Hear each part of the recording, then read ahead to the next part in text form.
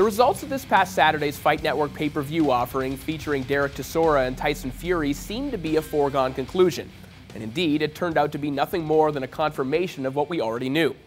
We learned once again that Kevin Johnson is impossible to look good against and is perhaps the most frustrating fighter in the world.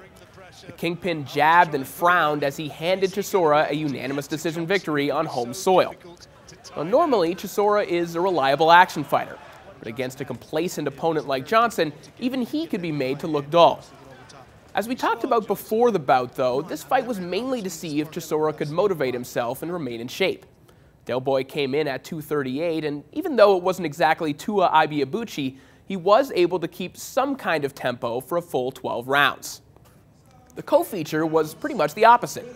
Tyson Fury was admittedly not in shape at all, but he continued to find more creative and dastardly ways to become one of the sport's most entertaining fighters.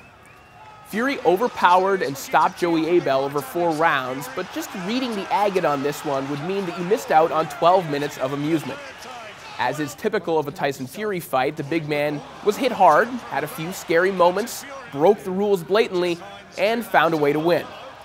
At one point, Fury purposely hit Abel below the belt, went to a neutral corner to taunt him in the camera, then played coy and debated with the referee about the legality of the punch in true WWE heel fashion.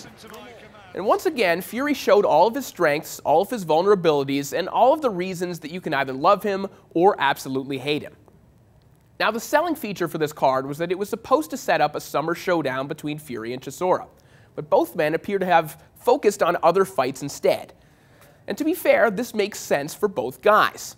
Neither man really needs to beat the other in order to prove their mettle. You could debate over who has more momentum as a fighter right now, but regardless, it would appear that both men are pretty much finished products. For Fury in particular, a crossroads fight like one against Chisora isn't really worth the risk. Not that he himself would particularly care. And for Chisora, he's kind of on his 3rd rebirth as a heavyweight contender, and another loss could push him into either gatekeeper status or permanent European-level territory. Chisora called out former WBA champ Alexander Povetkin over the weekend, while Fury wisely shot for the moon and again started to beat the Vladimir Klitschko drum. For Chisora, it could very well be a curtain call if he comes up short. For Fury, it's as risky a first act as there is, one that's seemingly already written for him as a tragic comedy.